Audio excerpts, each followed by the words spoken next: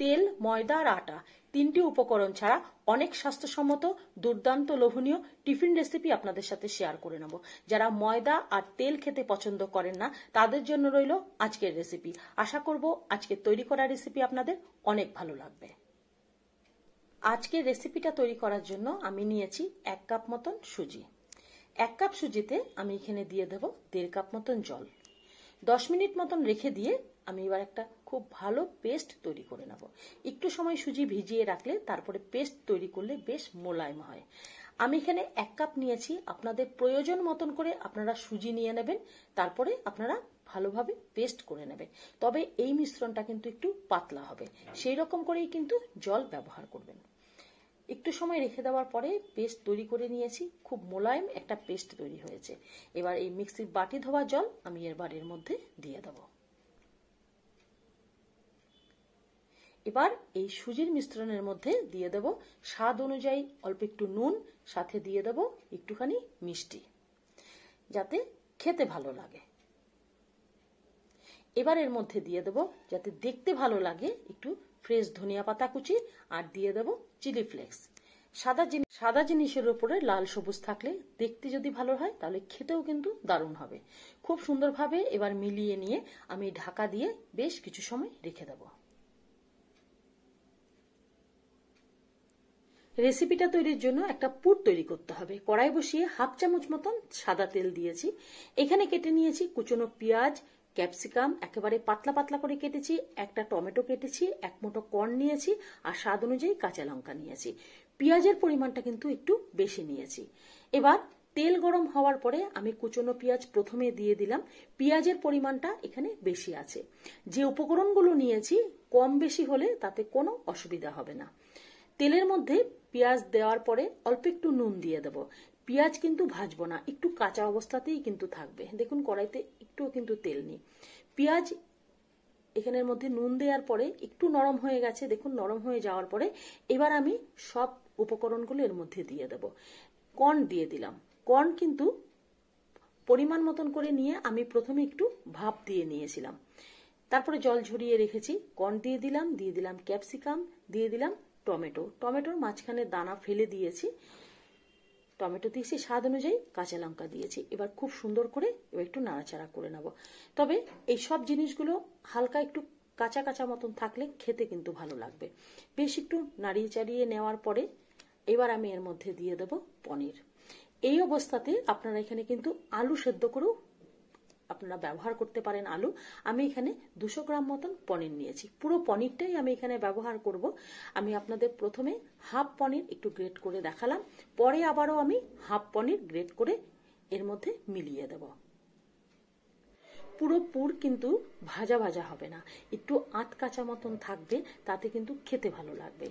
আর পনির দেওয়াতে খুব সুন্দর একটা কিন্তু মিলে যাবে, সবজিগুলো একসাথে খুব সুন্দরভাবে কিন্তু মিলে যাবে। এবার আমি এর মধ্যে দিয়ে দেব সেই অর্ধেক পনিরগুলো আবার গ্রেট করে নিয়েছি, সেই পনিরটাও কিন্তু আবার দিয়ে দিলাম। বেশ সুন্দর করে পনিরটাকেও খুব ভালোভাবে একসাথে মিলিয়ে নেব। এবার এর মধ্যে দিয়ে দেব নুন, অল্প একটু মিষ্টি। এই পুরের মধ্যে নুন ঝালের পরিমাণটা আপনারা দেখে নেবেন। তবে বাচ্চাদের টিফিনে দেওয়ার জন্য আপনারা ঝাল অল্প করেই কিন্তু ব্যবহার করবেন। আর যদি গোলমরিচ ব্যবহার করেন তাহলে অবশ্যই অল্প একটু গোলমরিচ দিয়ে দেবেন, খেতে কিন্তু ভালো লাগবে। এবার খুব ভালোভাবে কিন্তু মিলিয়ে নেওয়ার পরে আমি এবার এখানে দিয়ে দেব সস। যে কোনো ধরনের সস আপনারা এখানে ব্যবহার করতে পারেন। আমি এখানে পিৎজা পাস্তা সস ব্যবহার করছি। আর বাচ্চারা কিন্তু তার যে কোনো খাবারের তার ঘ্রাণ আর স্বাদ যদি ঠিক থাকে তাহলে একটা কেন তারা দুটো এই খাবারগুলো খেয়ে নেবে। আমি এর মধ্যে দিয়ে দিয়েছি অরিগ্যানো। একটু অরিগ্যানো যদি বাড়িতে থাকে, যে কোনো খাবারের মধ্যে যদি তাদের টিফিনে দেয়া যায় তাহলে তারা কিন্তু সত্যি চেটেপুটে খায়।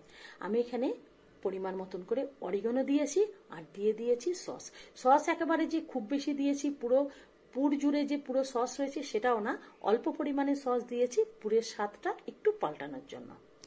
খুব সুন্দরভাবে অরিগ্যানো আর সস খুব ভালোভাবে মিলিয়ে দিয়েছি।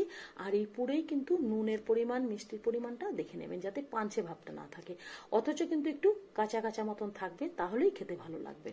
এবার পুর আমার কিন্তু এখানে তৈরি হয়ে গেছে। এবার পুরটাকে আমি নামিয়ে ফেলবো।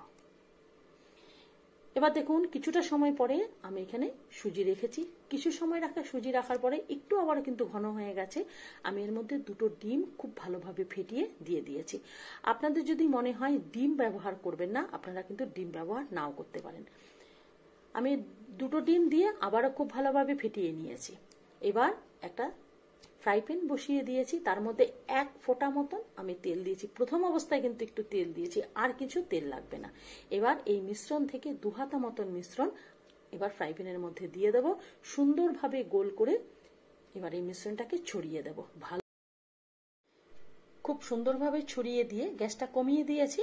আস্তেই কিন্তু ওপরের এই কাঁচা ভাবটা কিন্তু চলে যাবে। তারপরে খুন্তি দিয়ে একটু উল্টে দেব।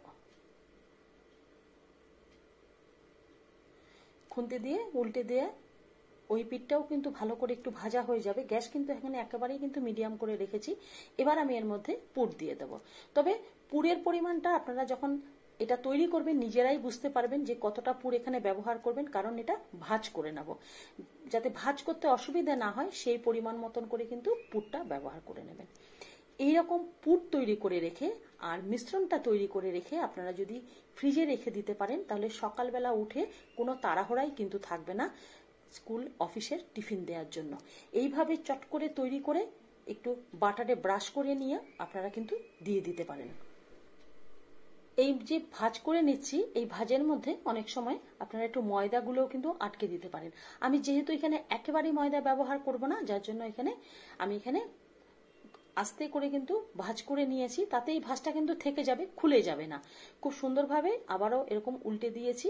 এবার একেবারে অল্প চামচের মাথা করে একটুখানি আমি বাটার ব্রাশ করে নিয়েছি।